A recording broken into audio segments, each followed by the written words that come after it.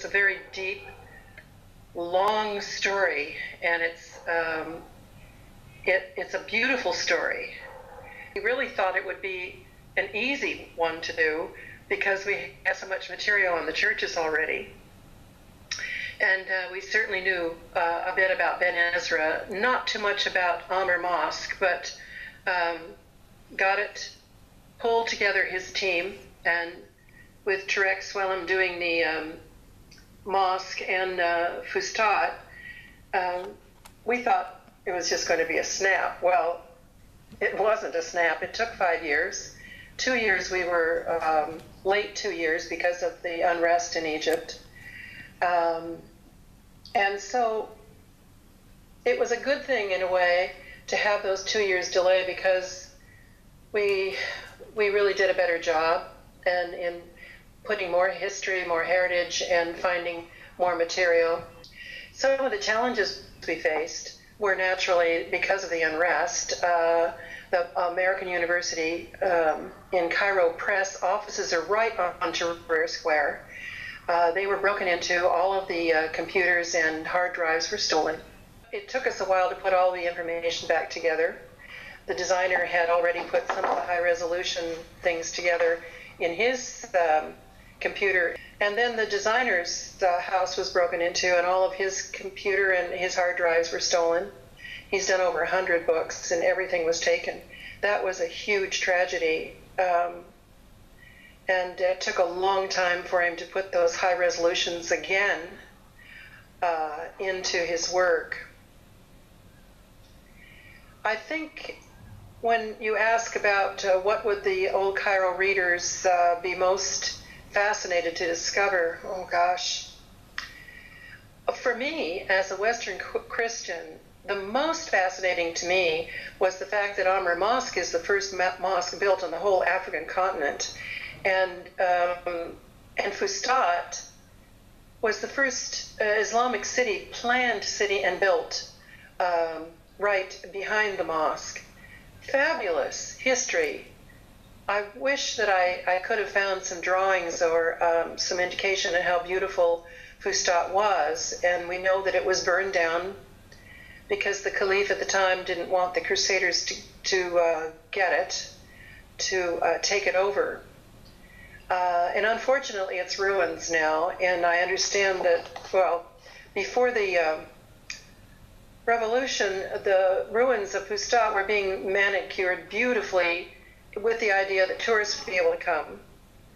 And, of course, the mosque is there, and there's a lot of history. I don't know if that will happen now. This is part of the heartbreak, isn't it?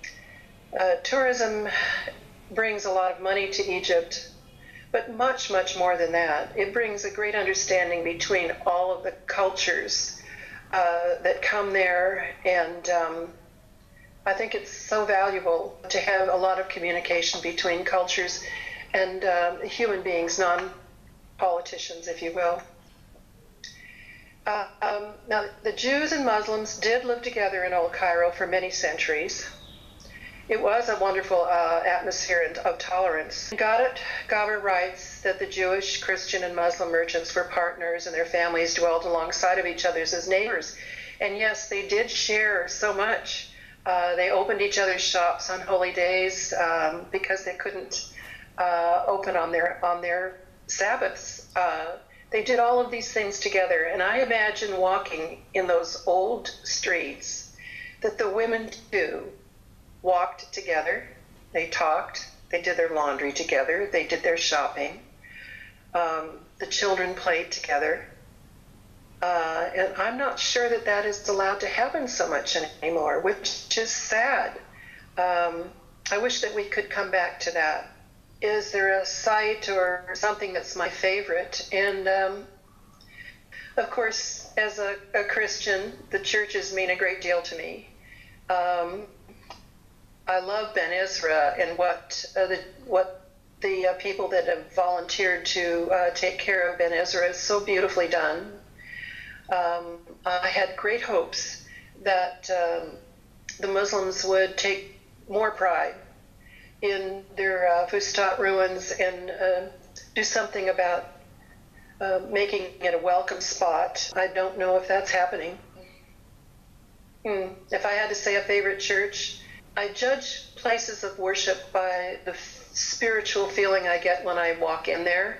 Sometimes that takes me a while, and sometimes it never comes, but I get a great spiritual feeling in the Church of St. Barbara.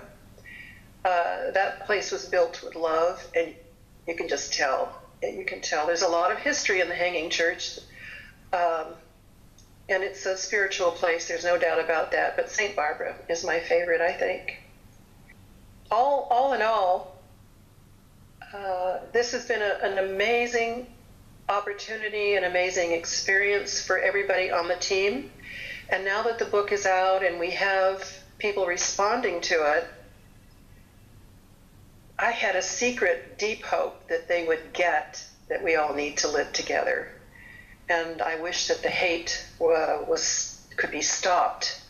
And it would mean so much if the communities could stop talking about how much they hate each other, but talk about the positive things that we all have together and the opportunities we have to hold together.